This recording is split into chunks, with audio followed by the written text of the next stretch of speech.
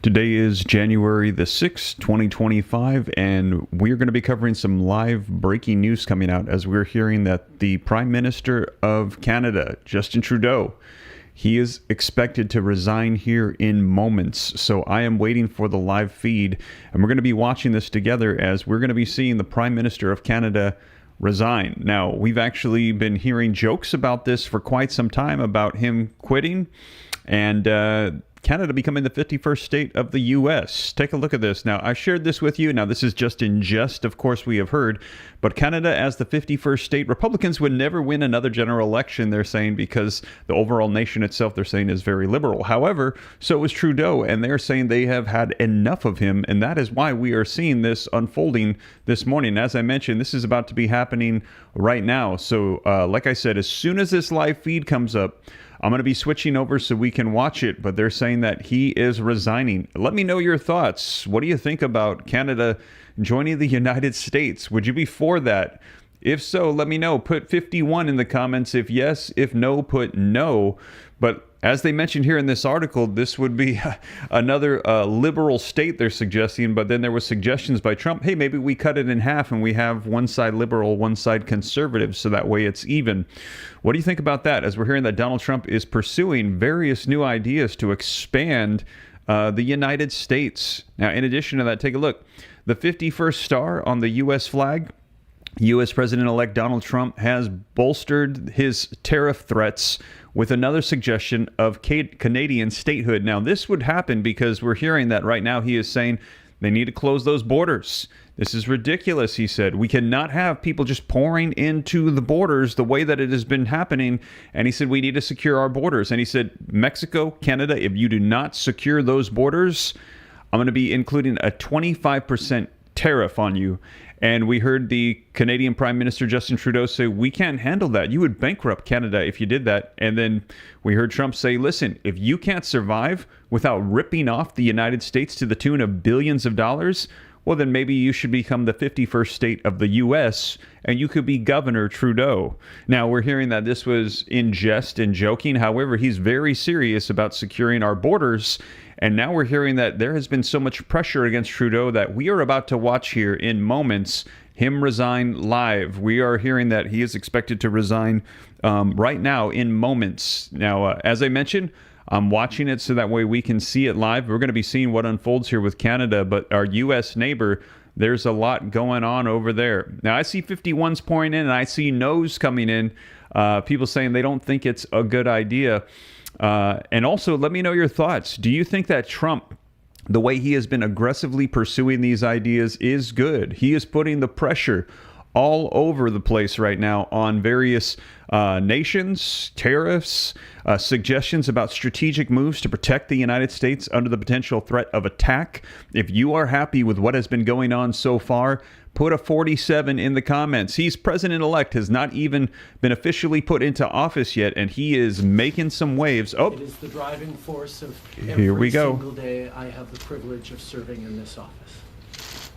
That is why, since 2015, I've fought for this country, for you, to strengthen and grow the middle class. Why we rallied to support each other through the pandemic, to advance reconciliation, to defend free trade on this continent, to stand strong with Ukraine and our democracy, and to fight climate change and get our economy ready for the future. We are at a critical moment in the world. Mes chers Canadiens, à chaque matin, je me suis réveillé en tant que Premier ministre, inspiré par la résilience, la générosité et la détermination qui nous caractérisent si bien en tant que Canadiens. C'est ce qui me motive à chaque jour où j'ai le privilège de servir dans ce poste. C'est pourquoi, depuis 2015, je me suis battu pour ce pays, pour vous, pour renforcer la classe moyenne. Pourquoi nous nous sommes mobilisés en tant que Canadiens pour se soutenir les uns les autres pendant la pandémie, pour faire progresser la réconciliation, pour défendre le libre-échange sur notre continent, pour notre soutien inébranlable de l'Ukraine et de la démocratie, et pour lutter contre les changements climatiques et préparer l'économie de l'avenir. Nous traversons vraiment un moment critique dans le monde. My friends, as you all know, I'm a fighter. Every bone in my body has always told me to fight because I care deeply about Canadians, I care deeply about this country, and I will always be motivated by what is in the best interest of Canadians. And the fact is, despite best efforts to work through it, Parliament has been paralyzed for months after what has been the longest session of a minority parliament in Canadian history. That's why this morning I advised the Governor-General that we need a new session of Parliament. She has granted this request, and the House will now be prorogued until March 24th. Over the holidays, I've also had a chance to reflect and have had long talks with my family about our future. Throughout the course of my career, any success I have personally achieved has been because of their support and with their encouragement. So last night over dinner, I told my kids about the decision that I'm sharing with you today. I intend to resign as party leader, as Prime Minister, after the party selects its next leader through a robust, nationwide, competitive process. Last night I asked the President of the Liberal Party to begin that process. This country deserves a real choice in the next election, and it has become clear to me that if I'm having to fight internal battles, I cannot be the best option in that election. Mes chers amis, comme vous savez, je suis un fighter. Dans mon fort intérieur, je me suis toujours battu parce que je me soucie profondément des Canadiens. Et je serai toujours motivé par ce qui est dans le meilleur intérêt des Canadiens. Et le fait est que malgré tous les efforts déployés pour passer à travers, le Parlement est paralysé depuis des mois, après ce qui a été la plus longue session de Parlement minoritaire dans l'histoire de notre pays. C'est pourquoi ce matin, j'ai rencontré la gouverneure générale pour lui faire savoir que nous avions besoin d'une nouvelle session du Parlement. Elle a accédé à ma demande et la Chambre sera donc prorogée jusqu'au 24 mars. Pendant le temps des fêtes, j'ai également eu l'occasion de réfléchir et d'avoir de longues conversations avec ma famille quant à notre avenir. Tout au long de ma carrière, tout le succès que j'ai eu personnellement est dû à leur soutien, à leurs encouragements. Donc hier soir, au souper, j'ai partagé avec mes enfants la décision que je partage avec vous tous aujourd'hui. J'ai l'intention de démissionner de mon poste de chef du Parti libéral du Canada et de Premier ministre une fois que le parti aura choisi son prochain chef à l'issue d'un processus national, rigoureux et compétitif. Hier soir, j'ai demandé au président du parti de commencer les étapes nécessaires. Le pays mérite un choix clair et réel lors des prochaines élections. Il est devenu évident pour moi que si je dois me concentrer sur des batailles internes, je ne peux pas être la meilleure option lors de ces élections. Le Parti libéral du Canada est une institution importante dans l'histoire de notre grand pays et de notre démocratie. Un nouveau Premier ministre et chef du parti portera les valeurs et les idées du Parti libéral dans la prochaine élection. J'ai hâte d'observer le déroulement de ce processus dans les mois à venir. Nous avons été élus pour la 3e fois en 2021 pour renforcer l'économie après la pandémie et faire progresser les intérêts du Canada dans un monde complexe. Et c'est exactement ce que je vais continuer à faire, ce que nous allons continuer à faire pour les Canadiens. The Liberal Party of Canada is an important institution in the history of our great country and democracy. A new Prime Minister and leader of the Liberal Party will carry its values and ideals into that next election. I'm excited to see the process unfold in the months ahead. We were elected for the third time in 2021 to strengthen the economy post-pandemic and advance Canada's interests in a complicated world. And that is exactly the job that I and we will continue to do for Canadians. Merci beaucoup, mes amis. Now at Fitness Connection, join for Zero Down with no commitment for a limited time with total. Thank you, Prime Minister. We'll now go to questions, starting with Laurence Martin, Radio-Canada. Bonjour, Monsieur Trudeau. Vous vouliez le faire, ce combat contre Pierre Poilievre. Des batailles internes, il y en a dans votre parti depuis plusieurs mois déjà.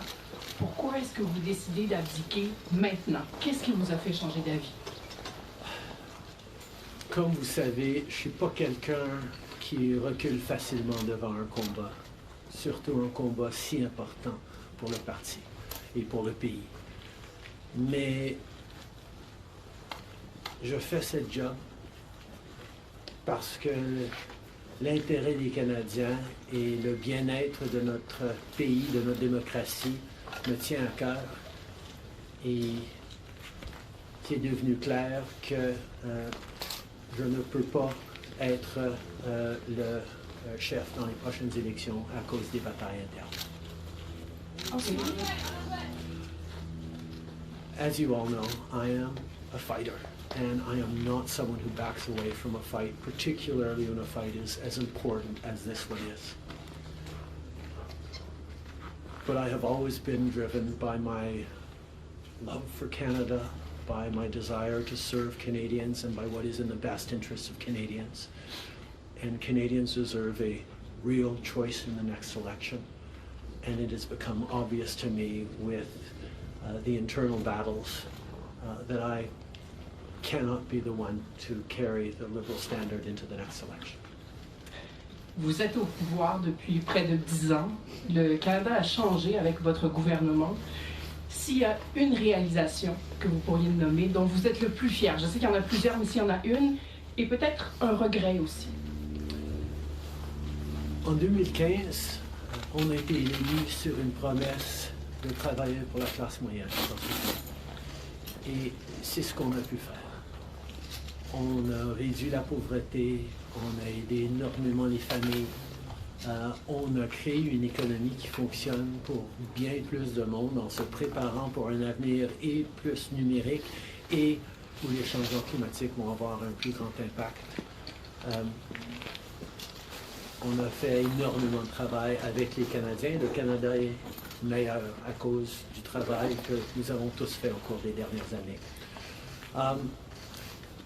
Un regret, je continue à penser que si notre système électoral aurait été changé pour que les gens puissent mettre un premier, un deuxième, un troisième choix sur le bulletin, les partis auraient passé plus de temps à regarder les points qu'ils avaient en commun pour être les deuxième ou troisième choix des voteurs plutôt que de voir la polarisation que nous avions. Mais je ne pouvais pas de façon unilatérale changer notre mode de scrutin dans ce pays. Next question. We got elected in 2015 to fight for the middle class, and that's exactly what we've done over the past years. We reduced the taxes, we increased the benefits to families, we made sure the economy was focused on working for everyone and not just a few, and that has changed. That has dropped poverty rates in Canada, that has brought more people into the workforce, that has moved us forward on reconciliation in a way that has deeply improved the opportunities and success of Canadians despite the incredibly difficult times the world is going through right now. There's lots more work to be done, and I know that this party and this country and Canadians will keep doing it. If I have one regret, particularly as we approach this election, well, there are probably many regrets that I will think of, but I do wish that we've been able to change the way we elect our governments in this country so that people could simply choose a second choice or a third choice on the same ballot, so that parties would spend more time trying to be people's second or third choices, and people would have been looking for things they have in common instead of trying to polarize and divide Canadians against each other. I think in this time, figuring out how to pull together and find common ground remains something that is really important for democracies, but I could not change unilaterally without support of other parties our electoral system. That wouldn't have been responsible. Prochaine question. Tonda Charles, Toronto Star. Prime Minister, up until 3 weeks ago, you were intending to stay, and it seems that the event 3 weeks ago of Ms. Freeland coming out and saying you were firing her as your finance minister was the catalyst that brought us here today. So can you explain your side of what happened there? Chrystia has been by my side for close to 10 years now. She has been an incredible political partner through just about everything we have done as a government and as a party over the past decade. I had really hoped that she would agree to continue as my Deputy Prime Minister and take on one of the most important files that not just this government, but this country is facing, but she chose otherwise. In regards to what actually happened, I am not someone who's in the habit of sharing private conversations. Chrystia a été depuis presque 10 ans maintenant à mes côtés en tant que partenaire politique essentiel à presque tout ce qu'on a réussi en tant que gouvernement, en tant que parti. J'aurais vraiment souhaité qu'elle choisisse de continuer en tant que ma vice-première ministre et qu'elle prenne un des dossiers les plus importants auxquels les Canadiens et notre gouvernement vont faire face dans les mois à venir, d'ici les prochaines élections. Mais elle n'a pas voulu. Mais par rapport aux détails, je ne suis pas quelqu'un qui partage les détails de conversations privées. You spoke about the Liberal Party as an institution and the internal battles right now, but I'm wondering if you feel that another leader will have more success than you will at beating Pierre Poilievre in the next campaign. Pierre Poilievre's vision for this country is not the right one for Canadians. Stopping the fight against climate change doesn't make sense. Backing off on the values and strength in diversity that Canada has always worked to pull itself together on is not the right path for the country. Attacking journalists, the CBC institutions, that's not what Canadians need in this moment.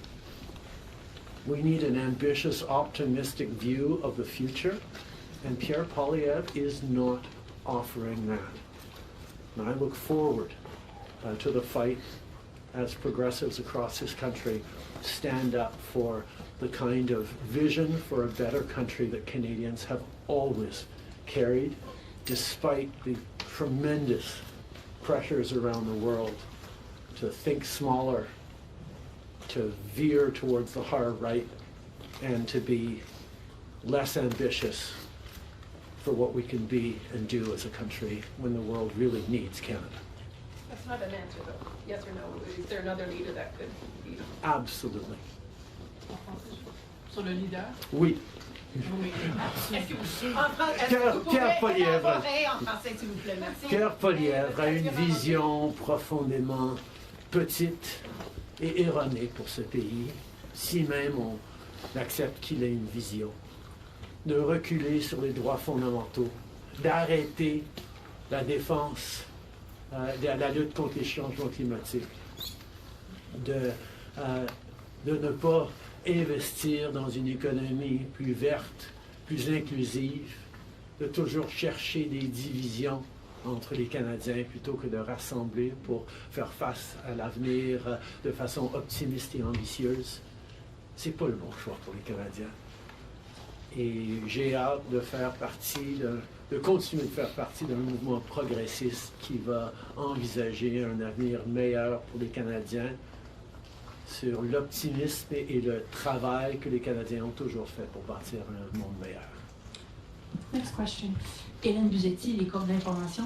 Bonjour, M. Trudeau. Il y a 16 ans, en décembre 2008, Stephen Harper a rejeté le Parlement pour s'éviter un vote de confiance qu'il savait qu'il allait perdre parce que les 3 partis d'opposition allaient voter contre lui. Exactement comme la situation dans laquelle vous vous trouvez aujourd'hui. À l'époque, le chef libéral, Stéphane Dion, avait dit, puis je le cite ici, que c'était une entrave à la Constitution et un affront à la démocratie. Alors j'aimerais savoir pourquoi ce qui était mauvais pour les conservateurs de Stephen Harper devrait être bon pour les libéraux de Justin Trudeau.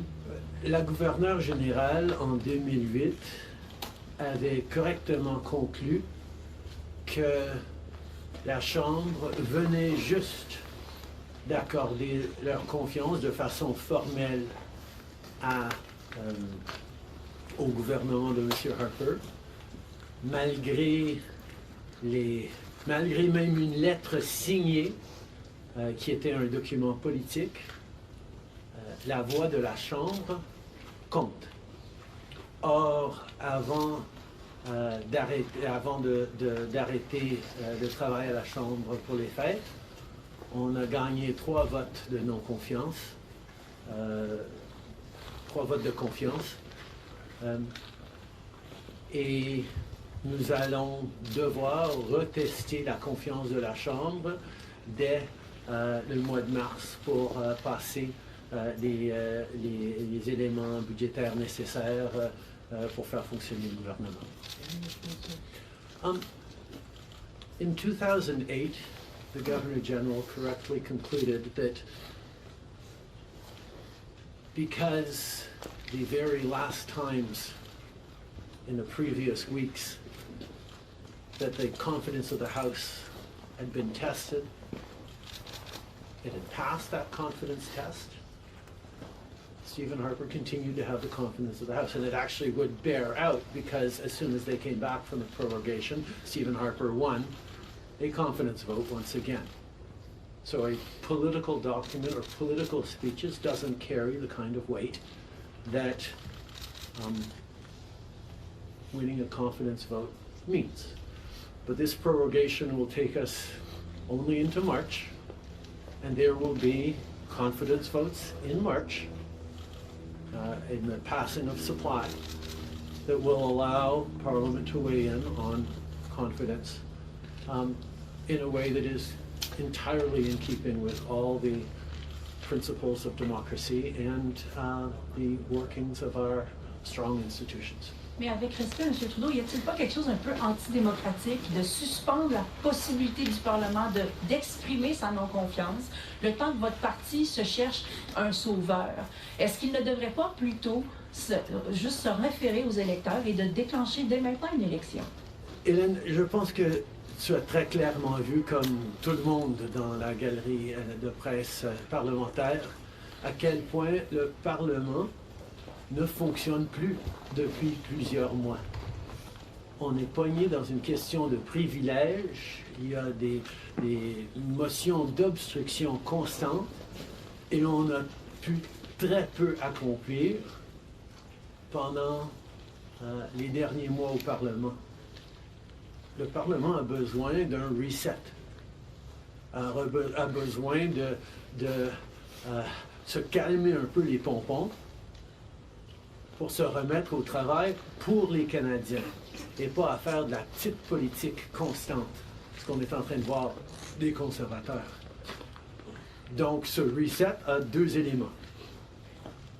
Une prorogation pour que justement on recommence avec une fraîche approche au Parlement. Et deuxièmement, oui, le Parti libéral va entamer un leadership parce que je m'attends à ce que si c'est pas moi qui va mener le parti dans les prochaines élections. La polarisation qu'on voit actuellement au Parlement devrait aussi se calmer un petit peu. Les Canadiens ont besoin d'un Parlement qui fonctionne, particulièrement dans ce moment complexe. Et ces deux éléments vont représenter le reset nécessaire pour le Parlement. En anglais, mais si vous pouvez dire pourquoi pas une élection? Vous l'avez pas dit. The parliamentary press gallery and anyone who's been watching politics closely over the past months will know that Parliament has been entirely seized by obstruction and filibustering and a total lack of productivity over the past few months. We are right now the longest serving minority government in history, and it's time for a reset. It's time for the temperature to come down, for the people to have a fresh start in Parliament, to be able to navigate through these complex times, both domestically and internationally. And the reset that we have is actually two parts. One is the prorogation, but the other part is recognizing that removing me from the equation as the leader who will fight the next election for the Liberal Party should also decrease the level of polarization that we're seeing right now in the House and in Canadian politics, and allow people to actually focus on serving Canadians in this House and with their work the way Canadians deserve. On va prendre une dernière question. Good morning, Prime Minister. Stephanie Taylor with the National Post. Given, as you just said, there's going to be confidence votes in March, opposition parties have said they are prepared to bring down your government. What kind of chances do you think you are leaving to your successor, given that there will only be mere weeks for them to introduce themselves to Canadians before heading into an election, potentially? I have a tremendous amount of confidence in both Canadians and in parliamentarians' interest in serving Canadians in the right way. We're in a minority government right now, and there hasn't been an active leadership in a minority government in more than 50 years in this country. And there is always going to be the challenge of having a leadership race while a parliament would face confidence votes in the course of delivering supply to the government. So this is something that we're going to navigate through, but I truly feel that removing the contention around my own continued leadership is an opportunity to bring the temperature down, have a government that will focus on the complex issues that are coming forward in the coming months, while the party gets to have a full national process that brings in people from right across the country and makes a determination about the best person to carry the progressive liberal standard into the next election. Can you clarify whether ministers who would like to campaign for your job will have to step out of cabinet? And how can the Liberal government be in a position to protect Canadian businesses and Canadians from the threat of tariffs from incoming President Donald Trump when members of the government are going to be focused on who's going to be taking your job? The government will still, and the cabinet will still be very much focused on doing the job that Canadians elected us to do in 2021, which is fight for their interests, stand up for their well-being, and make sure that they are good and that Canadians are protected and strong. There will be a leadership process and the roles will unfold over the coming weeks. But I can assure you that the tools and the need to stand up for Canadians, to protect Canadians in their interests and continue to fight for the economy is something that everyone in this government will be singularly focused on. Je peux souligner que, évidemment, les règles et les conditions du leadership du Parti libéral vont être discutées dans les semaines à venir. Mais le gouvernement qui a été élu pour protéger les Canadiens et leurs intérêts dans un monde très complexe, qui a été élu le plus récemment en 2021, va continuer ce travail avec un focus et une emphase singulière sur ce qui est dans les intérêts des Canadiens, pendant que le parti fait ce dont il a besoin pour avoir un processus de leadership. Merci beaucoup. C'est ce qui conclut la conférence de presse d'aujourd'hui. Merci tout le monde. Merci d'être ici dans une belle journée d'Ottawa. Do you think it's irresponsible to resign? Why not earlier? Do you think now's an irresponsible time to resign? Why didn't you do it earlier?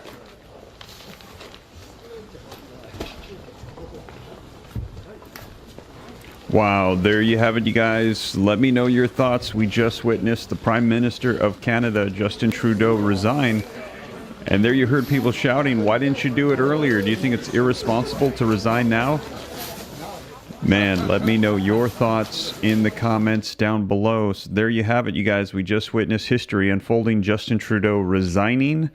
And that is it. Now, again, I have a poll going on right now in the comments asking if you would like to see Canada become the 51st state of the U.S., as we have heard this joked quite a bit by Donald Trump, as he said, listen, if you can't run your nation without ripping off the United States to the tune of billions of dollars a year, well, then why don't you just go ahead and become the 51st state of the United States and become the governor of Canada, because this is absolutely ridiculous. As we heard Justin Trudeau say, you can't put 25% tariffs on us, because if you do that, that would wreck our economy. And Trump said, well, you need to stop ripping us off.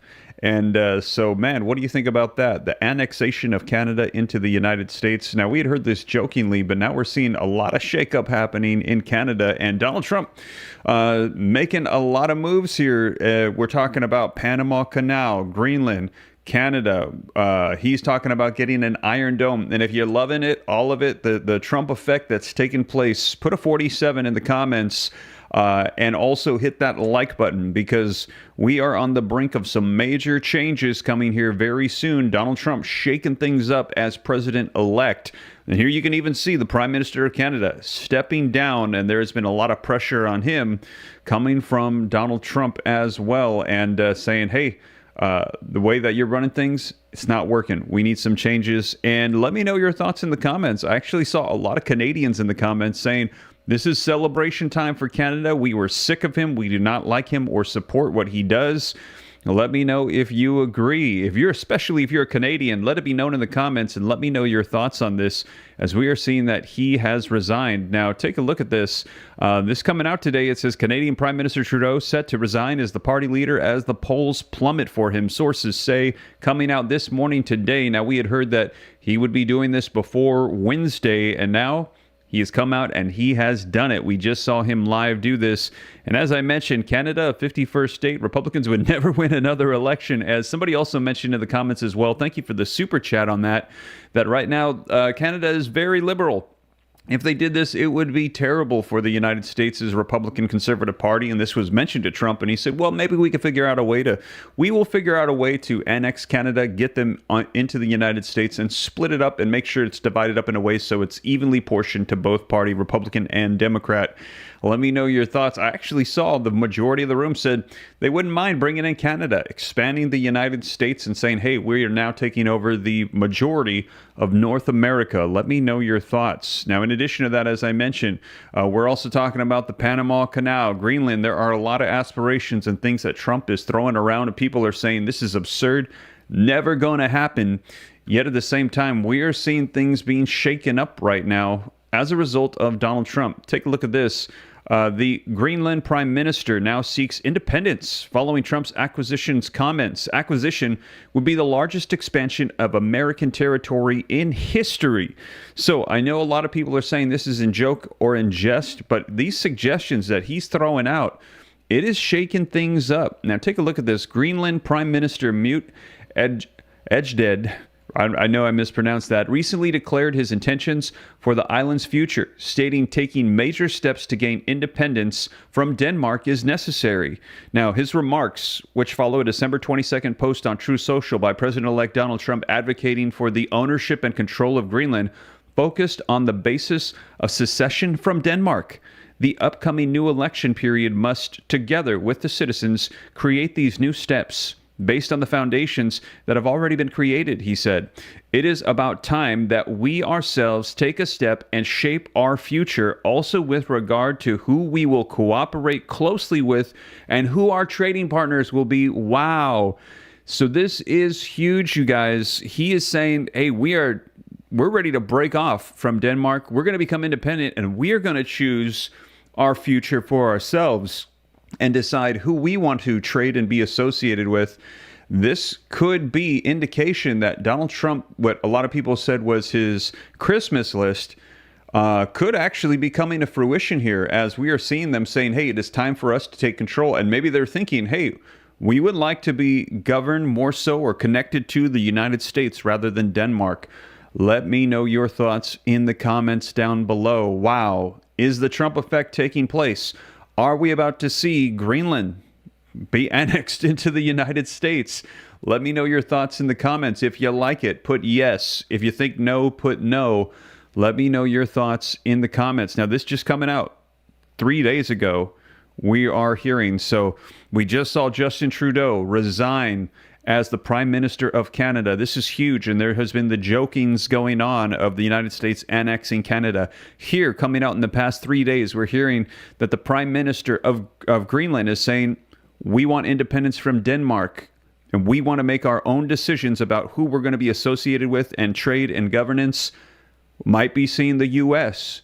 move to take Greenland here. It is possible with the rhetoric that is coming out. This is pretty wild. So if the Trump effect, man, if you didn't believe in it before, as president-elect, not even in office yet, he is making things get shook up here. We are seeing things shake around. Who knows? We might need to add another star to the U.S. flag here very soon. It might be Greenland. Who knows? We will see. Now, reading on, it says, Trump tried in his first term to buy the mineral-rich geographically important territory in what he called a large real estate deal. Greenland is ours. Greenland Prime Minister Mute said last week, we are not for sale and we will never be for sale. We must not lose our long struggle for freedom. Yet we're also hearing them say they want to become independent and break away from Denmark. America's interest in Greenland dates back to the 1800s. In 1867, the State Department explored buying both Greenland and Iceland, recognizing their strategic importance, Fox News reported. After World War II, Denmark turned down a $100 million offer from President Harry Truman for the island. So they have been pursuing this for quite some time, and make no mistake, it is because of the strategic location on the globe of Greenland, as we're hearing that this would be a perfect location for strategic moves in war. If there were attacks that were to come from our adversaries, Russia, China, across the Arctic, Greenland is a place that would be great strategically to have control of.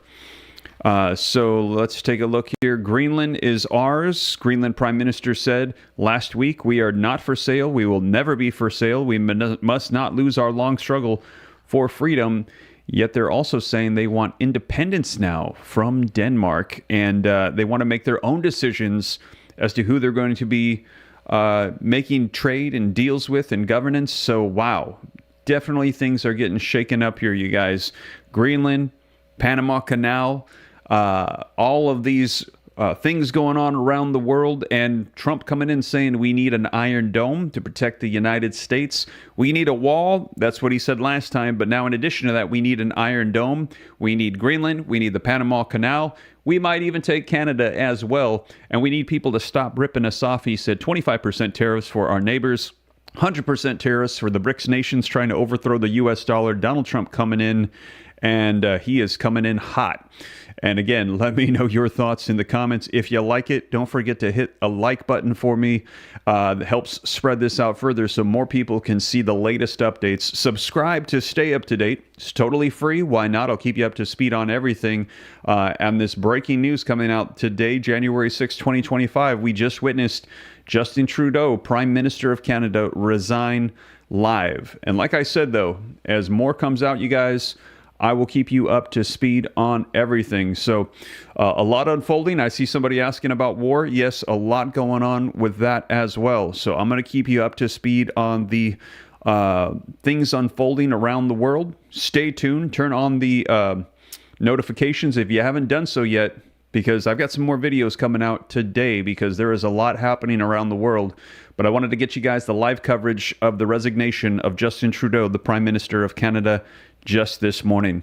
But that is the latest, you guys. Thank you so much for joining me. Hit that like button, subscribe, and I'll catch you in the next one. Take care.